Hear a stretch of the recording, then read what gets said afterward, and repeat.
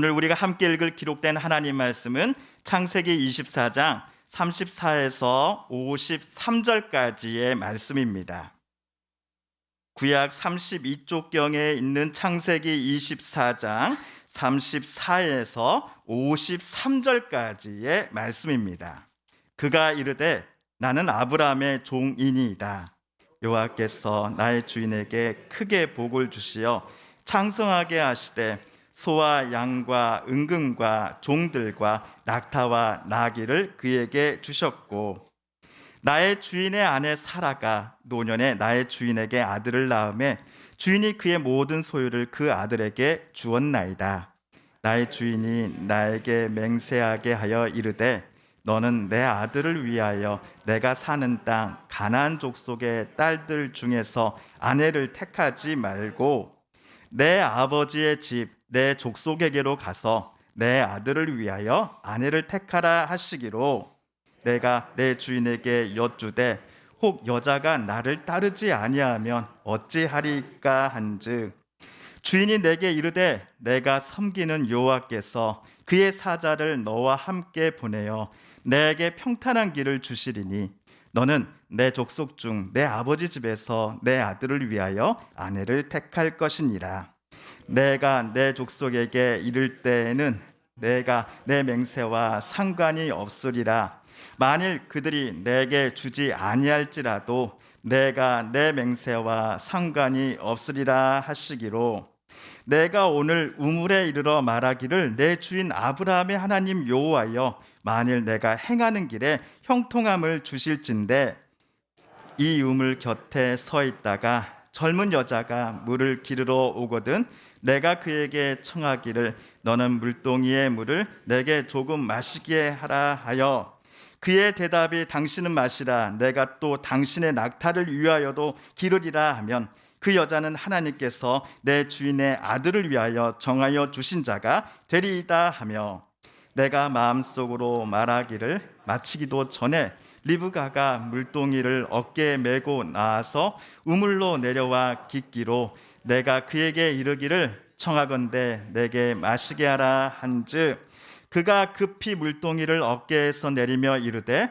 마시라 내가 당신의 낙타에게도 마시게 하리라 하기로 내가 마시매 그가 또 낙타에게도 마시게 한지라 내가 그에게 묻기를 내가 네 딸이냐 한즉 이르되 밀가가 나홀에게서 낳은 부두엘의 딸이라 하기로 내가 코고리를 그 코에 꿰고 손목고리를 그 손에 끼우고 내 주인 아브라함의 하나님 여호와께서 나를 바른 길로 인도하사 나의 주인의 동생의 딸을 그의 아들을 위하여 택하게 하셨으므로 내가 머리를 숙여 그에게 경배하고 찬송하였나이다.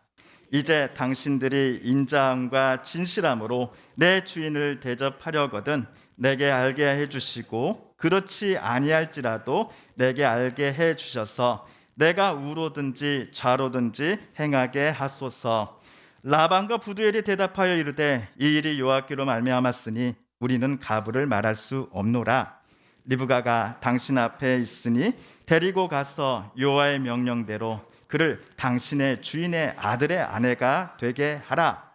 아브라함의 종이 그들의 말을 듣고 땅에 엎드려 여호와께 절하고 은금 패물과 의복을 꺼내어 리브가에게 주고 그의 오라버니와 어머니에게도 보물을 주니라. 아멘. 2008년 지금으로부터 약 14년 전 11월 25일 관광지로 유명한 태국의 수도 방콕이 친정부 쪽과 반정부 쪽 간에 전쟁터로 변해 있었습니다. 반정부 쪽 사람들이 국제공항을 점거하기까지 하였습니다. 도로 위에서 상대편을 향해 양쪽은 총을 발사했고 심지어는 수류탄을 던지는 장면도 전 세계 TV 뉴스 화면을 통해 중계되었습니다. 제가 14년 전 태국에서 일어난 사태에 대해 이처럼 자세하게 기억하는 이유는 매우 간단합니다. 다름 아닌 그때 저희 부부도 여행차 태국에 있었기 때문이었죠. 그 여행은 다름 아닌 신혼여행이었습니다. 토요일에 결혼하고 다음날 주일 예배 드리고 난 후 인천공항 출발해 태국으로 신혼여행 갔는데 하필이면 그 주간에 태국에 그 난리가 났던 것입니다. 저희 커플은 태국에 남아 있을지 여부를 고민하다가 어떤 선교사님의 조언을 듣고 태국 국경을 넘었습니다. 국내선 비행기는 물론이고 심지어 기차마저도 반정부 시위대가 점령을 하고 나니 유일한 교통수단은 고속버스뿐이었습니다. 그래서 방콕 고속터미널에서 시작한 태국 탈출 여정은 48시간이 지났을 때 태국과 국경을 마주한 말레이시아의 수도 쿠알라룸푸르 국제공항에서 끝이 났습니다.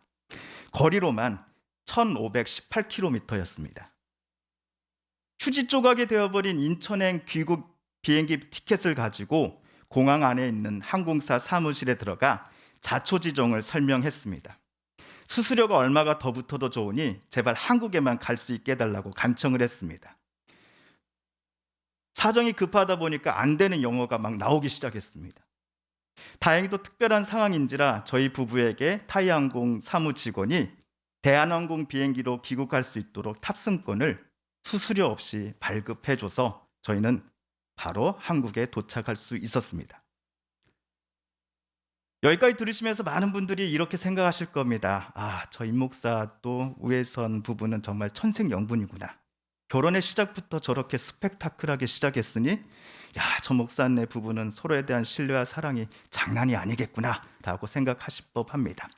그런데 저희는 인천공항에 내리자마자 싸웠습니다. 뭐 때문에 싸웠는지 아십니까?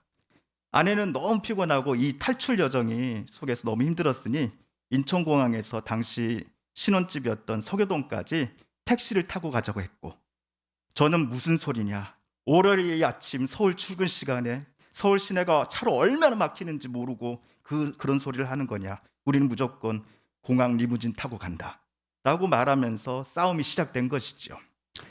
결혼 전부터 서로에게 서운했던 일들이 진짜 일사불란하게 머릿속에서 생각나면서 가까스로 한국에 탈출해서 되돌아온 이 인천공항에서 생겨난 조그만 갈등이 신혼부부가 약 일주일간 서로 말도 안 하고 지내는 상황으로 번지게 된 겁니다. 뉴스나 신문에 보시면 신혼여행을 다녀오자마자 이혼했다라고 하는 커플들의 소식 여러분 종종 보곤 하시죠. 저는 솔직히 이해가 되지 않았습니다.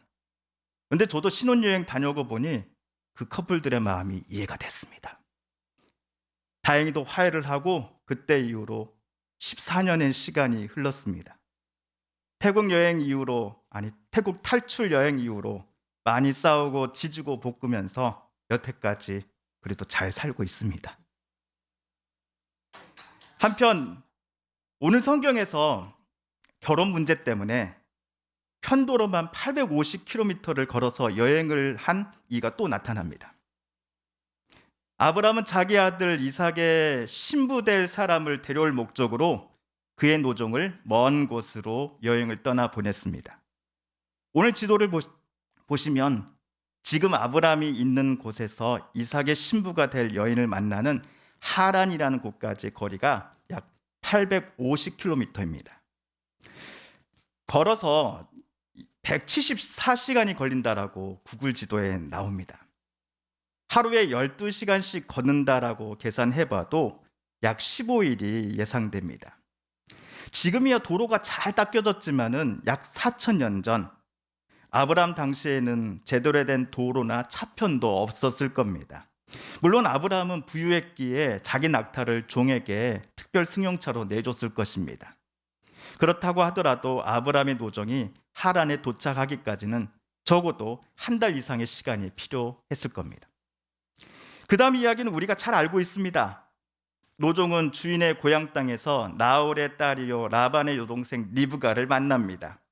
그날 저녁 노종은 리브가의 부모님께 결혼 허락을 받았고 다음날 아침 새 신부 리브가를 데리고 새 신랑이 있는 곳 가나안 땅 부엘라 헤로이를 향해 출발하자고 합니다. 리브가의 부모는 당황스러워해서 며칠을 더 머물다가 우리 딸이 가게 해주시오라고 노종에게 요청합니다. 하지만 정작 당사자인 리브가가 노종과 함께 오늘 즉시 떠나겠다라고 말을 합니다. 딸을 가진 부모 입장에서는 매우 이 말이 섭섭했을 겁니다. 그러나 부모는 딸을 축복해주며 눈물로 딸을 떠나 보냅니다. 하란까지 가는데 한 달, 또 오는데 두 달, 넉넉 잡고 세 달이 걸린 여행을 마치고 되돌아온 노종은 여태까지 있었던 모든 일들을 도련님 이삭에게 말합니다. 이에 이삭과 리브가는 서로를 부부로 인정하는 결혼식을 올렸습니다. 24장 67절에 따르면 이삭이 어머니 사라를 장례한 후에 처음으로 위로를 얻었다라고 합니다. 어머니와 사별하고 나서 남편 속에 뻥 뚫려 있었던 그 마음의 빈자리를 리브가가 사랑으로 채워주고 있었기 때문이 아닐까 싶습니다. 이삭이 아내 리브가를 어떻게 만나 결혼까지 하게 되었는지에 대한 이야기가 적혀 있는 오늘 창세기 24장을 우리가 중간 읽어보면서 이삭처럼 나도 내 아내가 될 사람을 만났으면 좋겠어 라고 생각하는 요즘 시대 청년들은 아마도 단 한 명도 없을 겁니다. 얼굴도 한 번 본 적 없이 살아온 남자와 또 여자가 어느 순간 부부가 되었다는 사연을 들으면 요즘 젊은 세대는 어떻게 그런 일이 생길 수 있어 라고 놀라워할 겁니다. 장난이라도 부모가 야, 그 집 딸 되게 좋던데 그 아이랑 결혼하는 게 어때? 명민아 그러면은 야, 며느리 그 아이로 며느리 사으면 딱 좋을 텐데 하면은 그날로 이 사춘기 아이의 얼굴색이 달라집니다. 당장 그런 말 하지 말라고 방을 나가버리죠. 요즘은 학교나 직장에서 아니면 누군가의 소개로 만나서 몇 개월 이상 자기들끼리 교제를 해본 끝에 이 사람과 결혼해야겠다라고 결심이 서면 프로포즈도 하고 상대방을 자기 부모님께 인사시키기도 합니다. 그래서 오늘 창세기 24장은 요즘의 결혼 전후의 과정과는 맞지 않습니다. 그럼에도 오늘 창세기 24장 속에서 여전히 우리 시대의 그리스도인들이 절대로 놓치지 말아야 할 중요한 교훈이 한 가지 드러나 있습니다. 그것은 창세기 24장의 등장인물들 모두가 하나님의 인도하심과 그리고 하나님의 뜻을 존중했다라는 점입니다. 아브라함이 자기 며느리가 될 사람을 가까운 가나안 땅에서가 아니라 편도로만 850km 떨어진 하란 친척집에서 찾았던 이유는 아들 이삭의 며느리가 될 여인이 하나님의 뜻과 인도하심을 기뻐하는 사람 중에 한 명이기를 아브라함은 원했기 때문이었습니다. 오늘 신명기 말씀을 같이 한번 읽어볼까요? 신명기 말씀입니다. 시작. 또 그들과 혼인하지도 말지니 내 딸을 그들의 아들에게 주지 말 것이요 그들의 딸도 내 며느리로 삼지 말 것은 그가 내 아들을 유혹하여 그가 여호와를 떠나고 다른 신들을 섬기게 하므로 여호와께서 너희에게 진노하사 갑자기 너희를 멸하실 것임이라.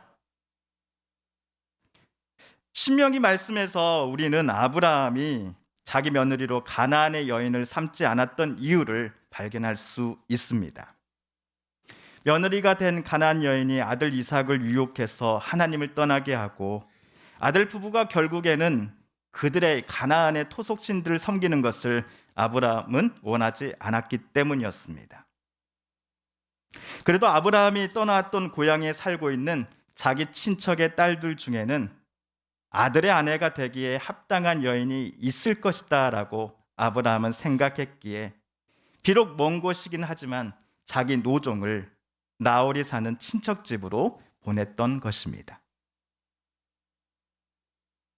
아브라함은 자기 노종을 보내면서 하나님께서 노종의 앞길을 예배해 주시고 인도해 주실 것이다 라고 말하였습니다.